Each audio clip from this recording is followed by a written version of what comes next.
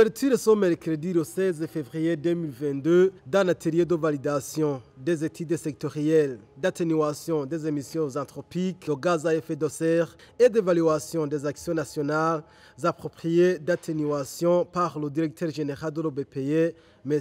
Berkimas Yatungimana. Le directeur général, dans son discours d'ouverture, tout en revenant sur les actions déjà réalisées, a fait savoir que le Burundi est parti à la Convention 4 des Nations Unies sur le changement climatique depuis le 7 avril 1997. Pour plus de détails, M. Berkimas Yatungimana, directeur général de l'OBPE. Au nom du ministre de l'Environnement, Agriculture et de l'Élevage, à empêcher et à mon nom propre, c'est un réel plaisir d'être parmi vous à l'occasion de cet atelier de validation des études sectorielles d'atténuation des émissions anthropiques de gaz à effet de serre et l'évaluation des actions nationales appropriées d'atténuation.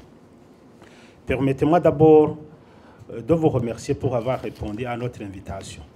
Cela en témoigne, c'est un témoignage éloquent qui montre que l'atténuation des émissions anthropiques des gaz dans l'atmosphère est une préoccupation de nous tous. Distingués invités, mesdames et messieurs, tout protocole observé. Comme vous le savez, le Burundi est parti à la Convention cadre des Nations Unies sur le changement climatique depuis le 7 avril 1997, date de sa ratification. L'objectif de cette convention étant de stabiliser les émissions anthropiques de gaz à effet de serre dans l'atmosphère à un niveau qui empêche toute perturbation du système climatique. Sur ce, il est important de nous évaluer et de faire une analyse rétrospective pour savoir où nous en sommes dans la réalisation de cet objectif. Les principales actions menées dans ce cadre sont les suivantes. 3 communications nationales sur le changement climatique ont été déjà élaborées respectivement en 2001, 2010 et en 2019. Un plan d'action national d'adaptation au changement climatique, PANA en sigle, a été mis en place en 2007.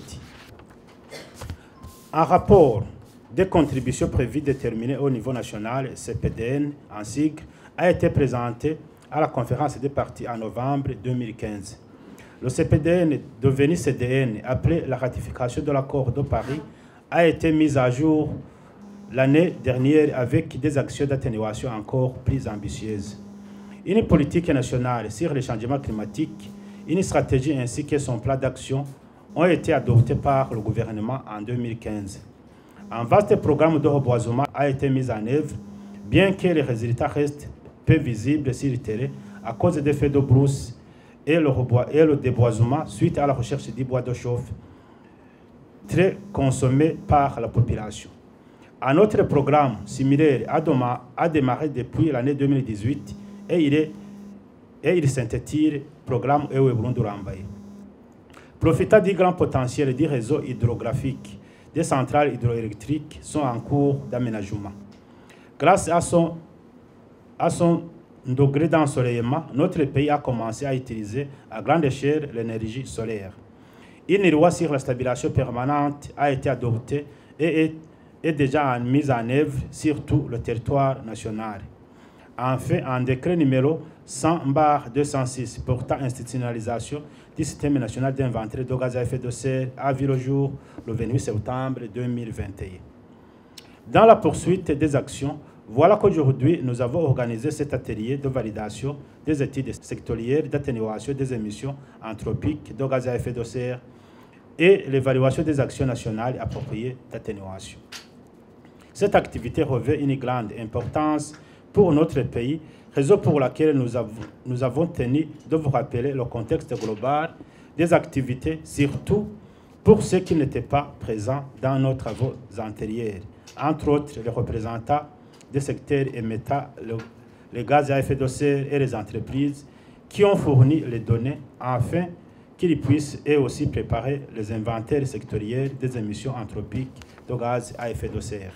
Les études d'atténuation qui sont à l'ordre du jour constituent une partie importante du premier rapport biannuel sur les changements climatiques de notre pays. Disposant toujours des puits de carbone qui sont dans les forêts, le constat est que les émissions au Burundi sont encore faibles selon les résultats des 3 inventaires déjà effectués, mais nous devons rester vigilants.